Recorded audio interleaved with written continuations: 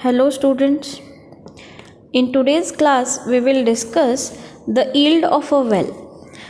So it is necessary to estimate the quantity of water which is available from the well, and that is called as the yield. Yield means what? It is the rate at which a well delivers the water.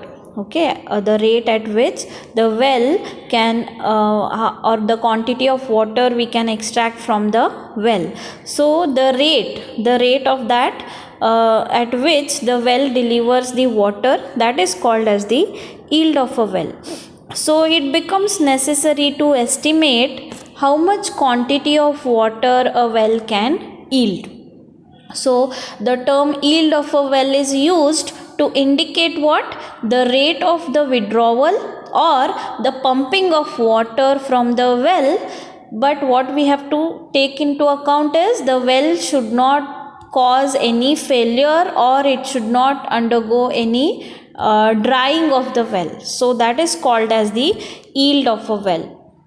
So the term yield of a well is used to indicate the rate of withdrawal or the pumping of water from the wells without causing failure or drying of the well. So that is called as the yield of a well. So it is what? The rate at which a well can deliver the water. That is a yield of a well. So there are various factors on which the yield of a well depends. The first one is dimension of the well, location of nearby wells, that will have a very great impact on the yield of a well. Then porosity of the aquifer, then the quantity of water present in the aquifer, and the rate of pumping of the water, and the last one is the slope of the water table in the particular area.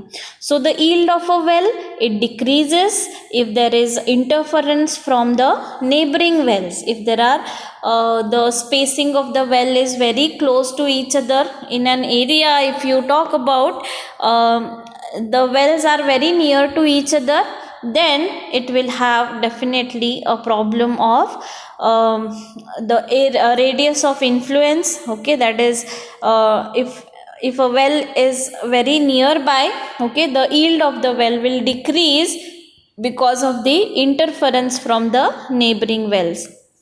Then also the yield of a well will decrease with increase in radius of influence. Radius of influence, because the wells are very close to each other. Then it can increase very rapidly if there are coarse grain particles or coarse grain material present in the layer in which the well is constructed, the subsoil, or the water bearing formations. If they are very coarse grained, then the yield of a well will increase, right? Because the porosity and permeability will be more in case of coarse grain material. So these are the few factors on which the yield of a well depends. Then how to determine the yield of a well? So there are two tests which can be performed on field to determine the yield of a well. So yield of an open well can be determined by the two methods. One is the constant level test, or it is called as pumping test, and the other one is recuperation test. So there are two tests which can be used for the finding out the yield of a well. So we'll discuss one by one. So first we'll discuss the first method, that is the constant level test or the pumping test.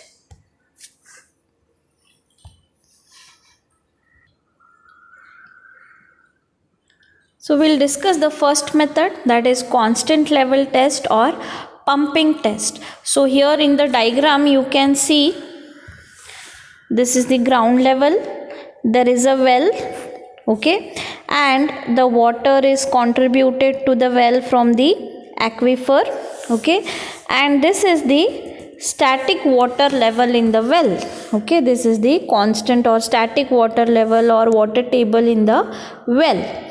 And when you start discharging the water by pumping, the water level will go down, right? So this is called as the depression head. So what is done in this test is, yes, so we'll discuss how the test is performed. So in this test, the water level of an existing open well is depressed. As you can see in the image, this is the original water level in the well, and this water level is depressed to such an extent which represents the safe working head for the subsoil at the site of the well. So this is a safe working head, you can say, wherein the water will be present up to this height, okay, without any difficulty. So the rate of pumping is adjusted in such a way that the water level in the well, it remains constant, okay, which means that whatever the water percolates into the well, that is taken out by the regulated pumping. So thus we need what? The rate of pumping indicates the yield of a well. So first the water level is depressed, then this water level we have to maintain by constant pumping. So the test may also be carried out for working out the yield of a well, okay, yield of a proposed well. So for this purpose, what is done? In a bore well or a driven well, okay, the regulated pumping is started, that is the constant pumping, and the yield of a well per hour per base area of the bore or the well is calculated, and by knowing the diameter of the proposed open well, it is probably easy to find out the yield of a well that can be calculated. But there is one problem in this test, is it is very difficult to maintain the constant level in the well, and because of this reason this test is generally not adopted to ascertain the quantity of water available from the well.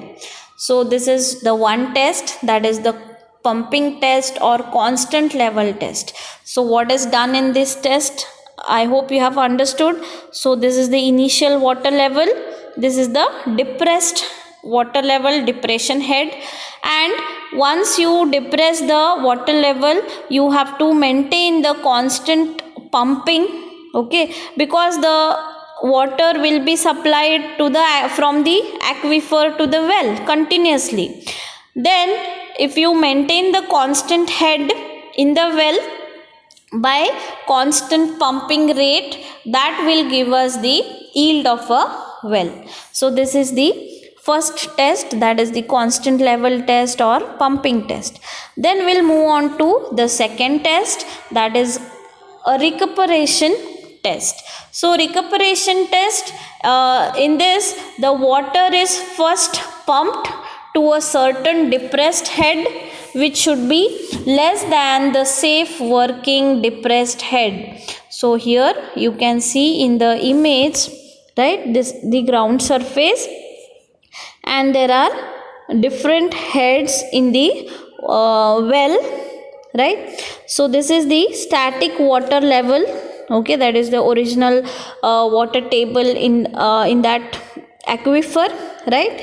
Then the water head is depressed, that is H1, okay, H2. These are the different water levels in the well. So how this test is performed is, in this test the water is first pumped to a certain depressed head which should be less than the safe working depressed head, okay. So you have to remove the water by pumping up to the depressed head, okay. Then the pumping is then stopped, okay. You have to stop the pumping, and the time required by the water to come to the original level, that is recorded. So what we have to record here, suppose we have depressed the water up to this level, okay, then how much time it will take to again come back to its original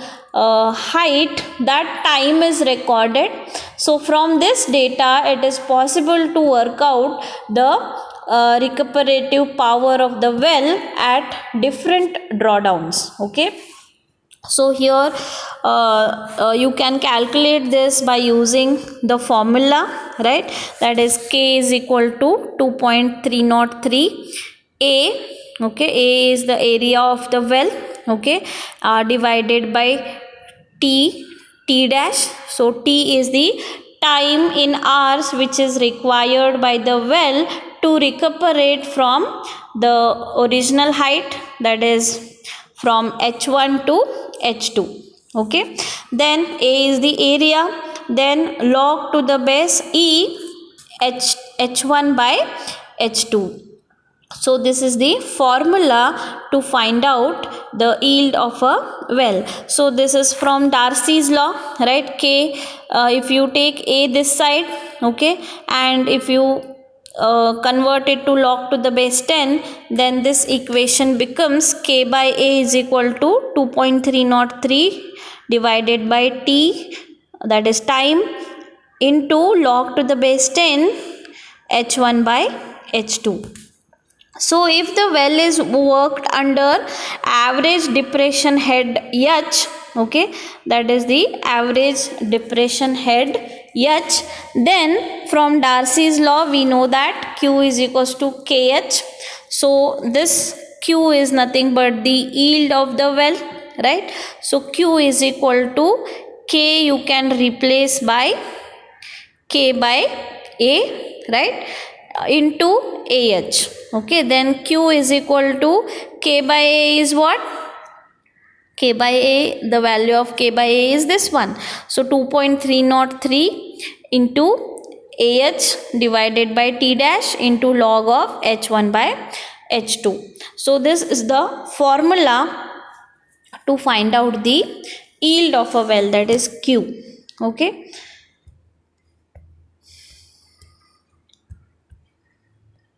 So the value of K by A, that is usually expressed in cubic meter per hour per square meter of an area under 1 meter depression head. So that is the value of K by A. So the approximate values of K by A for different types of soil, that is shown by Marriott, okay, that is given in the table here. So values of K by A for different soils, they are given in the table. So if the soil is clay, okay, clay soil, then the value of K by A will be 0.25. Okay, if it is fine sand, it is 0.50, and if it is coarse sand, then the value that will K by A, that is 1. So here you can see, if the soil is fine, then the value, the yield of the well is also less. Then if it is coarse grain, the yield of the well, that is K by A, okay, the value is 1. So you can interpret in this way that if it is coarse grained, okay, the yield will be more. If it is fine grained material in the aquifer area, then it will be less yield from the well. So here this is how the yield of a well is calculated or determined by the two methods. One is pumping test or constant level test, and other one is recuperation test. So these are the two tests which will give the yield of the well. So here the spacing of the well also plays an important role. So when the wells are spaced very closely, then what happens? The circle of the influence which is formed during their pumping, that will overlap each other, and consequently what happens? The yield of each of the well will be reduced. So here the radius of circle of influence, that is closely related to the rate of pumping. Suppose the rate of pumping is lower, then the smaller will be the radius of the circle of influence, and vice versa. So if you want a good yield from the well, then what we need to do, the spacing of the well, or the well should be placed very at a distance, or the well should be placed apart at least by a distance equal to the twice the radius of circle of influence. So that is a one criteria which we need to take into account when you calculate the yield of the well. So this is important question from exam point of view. Yield of a well, the two tests, okay, recuperation test and pumping test. Thank you.